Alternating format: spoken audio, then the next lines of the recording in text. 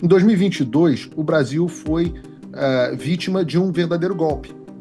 O entendimento é que o Alexandre de Moraes deu um golpe de Estado que se consumou em 2022 na condução do processo eleitoral naquele momento. Um processo que não teve absolutamente nenhuma isonomia e que se utilizou de um sistema. Olavo Edu Carvalho, melhor canal de corte do YouTube. Ei, se você gosta do que eu faço, pensa nisso. Esse conteúdo só existe porque tem gente ajudando a manter. Com pouco mais de $5 por mês, você também pode contribuir. Acesse www.paulofigueiredoshow.com/apoia, use o cupom da descrição e já fica o meu obrigado. E agora ele, o Eduardo, que é o cara que todo mundo quer ouvir, tá nos Estados Unidos. Você participou aqui com a gente da live do Bolsonaro um dia antes da votação, né? Que teve. Você lembra a data, Eduardo? Que foi uns 2 meses atrás, né? Por aí, uns 2 meses atrás. Mas seja bem-vindo de novo e eu sei que todo mundo te conhece, mas se apresente aí. Seja bem-vindo. Não, nem todo mundo me conhece, não. Primeiro, obrigado, Vilela. A satisfação estar aqui, né? Eu, inclusive, estava colocando nas redes o link dessa transmissão ao vivo, falando, né, que é o maior podcast do Brasil. Você recebe pessoa de todos os lados. Acho que isso daí realmente é algo importante, algo interessante. E que no debate cada um tire a sua conclusão. Né? Para aqueles que não me conhecem, antes de ser deputado federal, eu sou policial federal, sou advogado também, né? Pai da Geórgia, pai do Jair Henrique, casado com a Heloísa. E desde 2018, principalmente depois do meu segundo mandato, estou no terceiro atualmente, mas no meu segundo, quando eu presidia a Comissão de Relações Exteriores e Defesa Nacional, acredito que cumpri uma missão relevante, não deixando na minha mesa nenhum tratado internacional importante para ser aprovado. Nós aprovamos tudo que foi matéria de Estados Unidos e Israel, e muitas portas foram abertas para que eu pudesse ir ao exterior. E eu aproveitei que o presidente Bolsonaro se concentrava muito nas questões internas, e acabei, né, dando esse giro, e muito bem recebido. Hoje em dia, você pode ver, por exemplo, o primeiro-ministro Vítor Orbán estava hoje tweetando apoio ao Jair Bolsonaro, né, você tem o Trump, com frequência também converso com o presidente da Argentina, Javier Milei. Então, essa envergadura internacional também é o que me permitiu desempenhar esse trabalho aqui nos Estados Unidos. E eu não tenho feito nada diferente do que os nossos opositores fizeram no passado, né, apenas denunciando aquilo que, no nosso ponto de vista, são violações de direitos humanos. Eu acho que não é justo você querer punir uma pessoa por fazer isso. Senão, a gente vai mandar de volta para a Venezuela quem denuncia o regime do Maduro, mandar de volta lá para o Ali Khamenei, todo mundo que denuncia o regime do Irã, e assim por diante. Vamos lá, satisfação estar com vocês aqui. Demori, Diogo também, né? Legal, bacana que você esteja aqui conosco. Sei que não será fácil, né? Vão vir perguntas incômodas e polêmicas, mas no final, deixa o público fazer o seu próprio julgamento. Deixar claro também que alguns jornalistas ficaram com medo aqui também, né? Esses dois toparam, mas tem muito falando, não, acho melhor não, na próxima você me chama e tal. Então Exatamente. Também teve isso. Também teve isso. Só para né? te dar, se quiser começar, Vilela, acabei de ver aqui na imprensa que as minhas contas bancárias estão bloqueadas. Né? Alexandre de Moraes acabou de bloquear as minhas contas bancárias, mas obviamente em nome da democracia. Né? Mas isso que eu ia pedir isso, antes de a gente começar com as perguntas, Eduardo e o Paulo pode te ajudar também nisso. Vamos dar um contexto geral, uma linha do tempo, claro que com a tua visão, com a tua percepção do que está acontecendo, até chegar no dia de hoje. Um resumão, e aí a partir daí a gente começa as perguntas. Foi pro Paulo ou foi para mim? Para você, com o Paulo, ele pode te ajudar e complementar, mas tá. eu queria, a partir da tua visão, daí dos Estados Unidos, o que aconteceu desde aquele dia que você participou aqui, quando teve a votação pro Bolsonaro, até hoje, o que está acontecendo?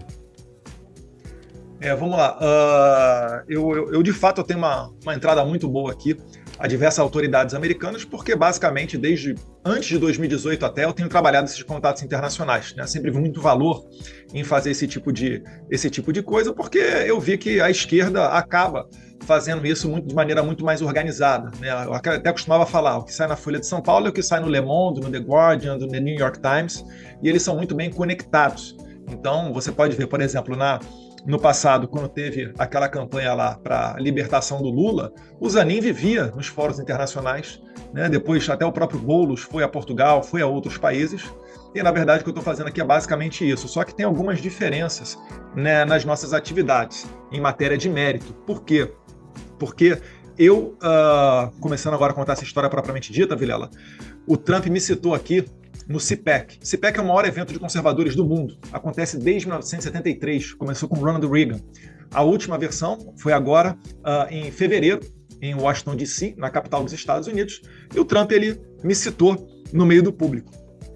Ato contínuo, eu retornei ao Brasil e eu comecei a ver alguns parlamentares de esquerda subindo na tribuna e dando alguma entrevista, subindo o tom, dizendo que eu estava fazendo uma conspiração contra o Brasil, né, um ataque à soberania e tudo isso que vocês conhecem. Então, quinta-feira, por um acaso, dias antes eu havia comprado um voo. Eu liguei para minha esposa, falei, amor, vamos viajar para os Estados Unidos? Tem um amigo nosso aqui que está convidando a gente. E aí ela falou, vamos ver um feriado. Só que não tinham muitos feriados prolongados. E aí eu falei com ela, vamos dar uma olhada, ver como é que estão os preços para ir no Carnaval. E os preços estavam bons. Decidimos ir no Carnaval, que é um feriado que o Congresso fica uma semana, basicamente, de recesso. E por coincidência, né, essa passagem que a gente havia comprado pouquíssimos dias antes, na quinta-feira, peguei um voo e vim aqui para os Estados Unidos. Né? Sexta-feira, se não me engano, comecei a ver matérias na imprensa onde o Alexandre de Moraes havia enviado para o PGR uma demanda do líder do PT, né, o deputado Lindbergh Farias, pedindo para apreender o meu passaporte. Como eu já sei o modus operandi do Moraes, onde ele não se importa muito com a lei, porque ele já sabe que é muito difícil a atual composição do Senado fazer o impeachment dele, o que, na minha opinião, seria o mais justo nesse momento, ele mandou o expediente para o PGR responder sim ou não, e deu 5 dias de prazo. Ou seja, ele muito provavelmente não sabia que eu estava nos Estados Unidos. E uma vez aqui, eu esperei o PGR dizer se iria ou não apreender o meu passaporte. Isso seria para esculachar, né? Porque Fala pessoal, tá gostando desse vídeo? Não esqueça de deixar o seu like e se inscrever no canal Olavo Edu Carvalho para receber notícias quentíssimas todos os dias. Isso ajuda demais o nosso trabalho e o YouTube irá recomendar para mais pessoas. Né, porque o meu partido já estava me indicando para ser o presidente da Comissão de Relações Exteriores e Defesa Nacional, que, por exemplo, analisará, dentre outros projetos, cerca de 37 acordos que o Lula assinou com Xi Jinping. Algo muito interessante para o atual governo. Então, fiquei aqui, esperei os 5 dias, 6, 7, 8, 9, veio uma entrevista do PGR, ele falou que ele não julgava o meu caso porque não era relevante, e depois de 18 dias sem resposta, eu anunciei que não retornaria ao Brasil. 2 horas após o meu anúncio, o Procurador-Geral da República, né, Gonê, então declarou que a minha atividade aqui não era ilícita. No mesmo dia, Alexandre de Moraes arquivou o processo. Eles não queriam, Vilela, me dar o rótulo de perseguido. E poderiam falar, né, Eduardo não responde nada ao Brasil, ele não volta porque ele não quer, etc. Deu a chance para emplacar essa narrativa. No entanto, e aí já encaminhando para o final, ocorreu aqui uma oitiva do secretário de Estado Marco Rubio, que é o equivalente ao nosso chanceler, é o 01 da parte internacional do presidente Donald Trump. Uma oitiva dele, uma audiência pública no Congresso, em que ele respondeu ao deputado Corey Mills, o qual eu havia encontrado uma semana antes. Ele respondeu que sim, que muito provavelmente o Alexandre de Moraes seria sancionado pelos Estados Unidos. E aí mudou da água para o vinho. O que 2 meses antes não era motivo de uma investigação, agora eles desarquivaram o processo e voltaram a vir atrás de mim, ameaçando com mais de 12 anos de cadeia. Porque essa passa de 12 anos de cadeia, somadas todas essas penas que eles me acusam. Estão me acusando de abolição violenta do Estado Democrático de Direito, né? Estão me acusando de coação mediante processo, e tem mais um outro crime ali, acho que é obstrução de justiça. Obstrução de justiça, eu acho. Não sei se estou me alongando, deixa eu saber, tá, Vilela? Mas eu já tô encaminhando para o final. Tá. Então, depois disso tudo, o Alexandre de Moraes ele começou a cada vez mais dobrar a aposta. Né? E a gota d'água foi quando ele colocou a tornozeleira agora no Jair Bolsonaro que seguiu todas as ordens do Moraes, mesmo entendendo ilegais ou inconstitucionais, mas ainda assim, Moraes agora basicamente coloca, né, o presidente Bolsonaro em prisão domiciliar e até proibido de dar entrevista, coisa que não ocorre nem com traficantes de drogas no Brasil. Enfim, isso daí acho que é uma parte até que a gente vai concordar. Né? O Demoré foi muito crítico, inclusive, nesse ponto com relação ao Felipe Martins. E nós estamos aqui nesse momento de hoje, onde o Trump né, colocou tarifas no Brasil. As tarifas do Brasil são as maiores do mundo, né, dessa última leva, justamente porque o Trump tem dito que existe um problema institucional. E a minha crítica é para com aqueles que acham que vão resolver essa situação apenas olhando com foco na parte comercial.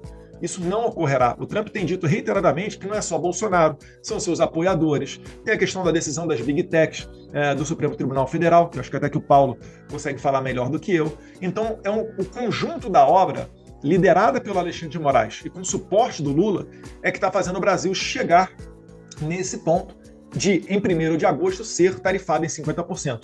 Não era o meu desejo, tá? Sempre trabalhei para sanções individuais no Alexandre de Moraes, mas, né, o presidente Trump, dentre as alternativas dele, escolheu essa, e eu acredito que agora é o momento da gente fazer pressão para que acabe com esse sistema, né, de julgamentos antecipados, de juízes fazendo declarações na imprensa, perguntas do tipo por que o Jair Bolsonaro está sendo julgado na Suprema Corte, quando ele não tem mais foro por prerrogativa de função, deveria iniciar o processo dele na primeira instância. Enfim, a gente está expondo, basicamente, toda essa perseguição contra o Jair Bolsonaro. Então não vale ser nós. Nem só contra o Jair Bolsonaro. Você me permite pular aqui um pouco em cima de você, Eduardo, te interromper um minuto, que eu acho que vale para o Vilela, que talvez ele esteja interessado na linha do tempo desde o início. Sim. Porque esse foi um processo que começou ainda em 2022. O que aconteceu em 2022? E esse é o meu entendimento pessoal, não falo aqui necessariamente pelo Eduardo, ele pode concordar ou não, mas em 2022 o Brasil foi vítima de um verdadeiro golpe. O entendimento é que o Alexandre de Moraes deu um golpe de Estado que se consumou em 2022 na condução do processo eleitoral naquele momento, um processo que não teve absolutamente nenhuma isonomia e que se utilizou de um sistema com diversas vulnerabilidades e que não contava com a credibilidade da população, de boa parte da população brasileira. Milhões e milhões de pessoas questionavam e ainda questionam a credibilidade do nosso sistema eleitoral. Esse questionamento, essas críticas foram respondidas com censura e truculência, de forma que o Alexandre de Moraes conseguiu consolidar o poder e levar o candidato que ele queria à presidência da República no Brasil. O meu entendimento pessoal foi que naquele momento não havia mais instrumentos de reação institucional no Brasil. O presidente Bolsonaro analisou uma série de instrumentos de resposta que estavam contidos dentro da Constituição, isso que as pessoas hoje estão chamando de golpe. O presidente sempre fez questão de ficar dentro das 4 linhas, eu também sempre fiquei dentro das 4 linhas. Eu percebi que o lugar onde nós poderíamos ter algum apoio institucional diplomático seriam os Estados Unidos. O que estava acontecendo nos Estados Unidos naquele momento? Os republicanos tinham acabado de ganhar as eleições de midterm, as eleições de meio de mandato, e recuperado a maioria na Casa dos Representantes, que é a Câmara dos Deputados aqui dos Estados Unidos. Eu olhei e falei, olha, agora a gente tem uma oportunidade, porque até agora a esquerda está agindo sozinha, influenciando pesadamente, inclusive, o processo eleitoral brasileiro, com a ajuda do Joe Biden, dos senadores e deputados democratas, etc, etc. Eu falei, agora é uma oportunidade de contra-atacar. E comecei a ter as primeiras reuniões, naquele momento o deputado Eduardo Bolsonaro ainda não estava, com os parlamentares.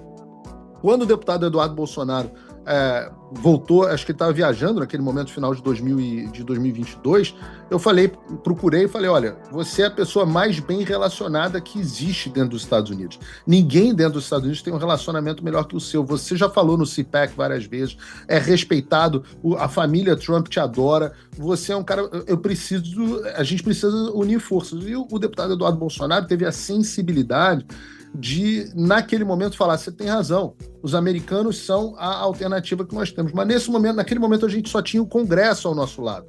E tínhamos um problema muito grande. Qual era o problema? Nem o brasileiro estava consciente de que o Brasil estava vivendo uma ditadura e que tinha sofrido um golpe de Estado, e muito menos os americanos e a comunidade internacional.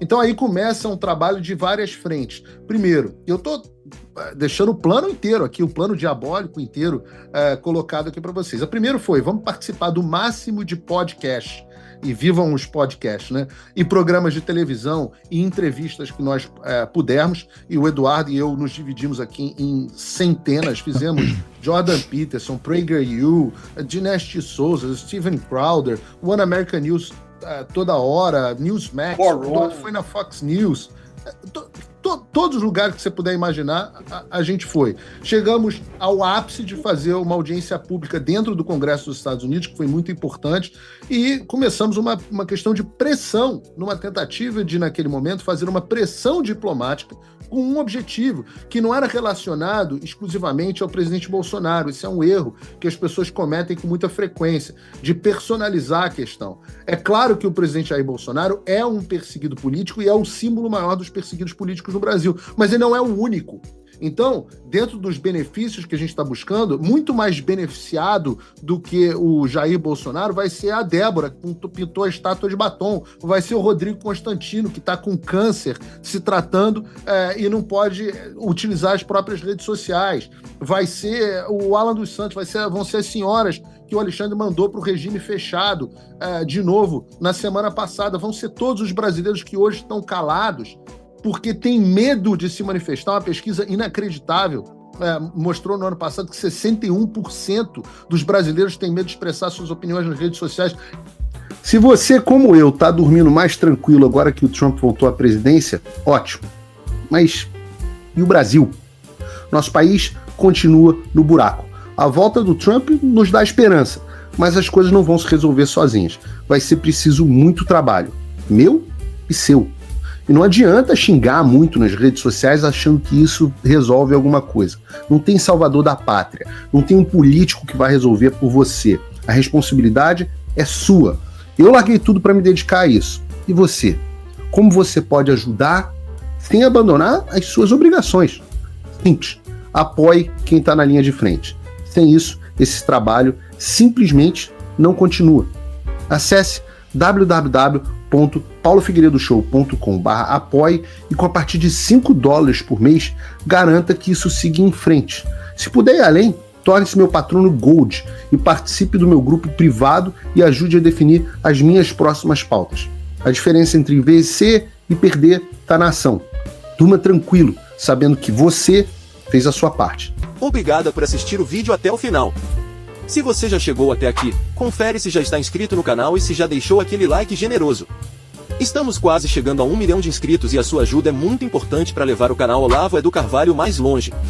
Até o próximo vídeo, meus amigos. E neste momento é muito fácil aos defensores do plano alegar isso é uma teoria da conspiração.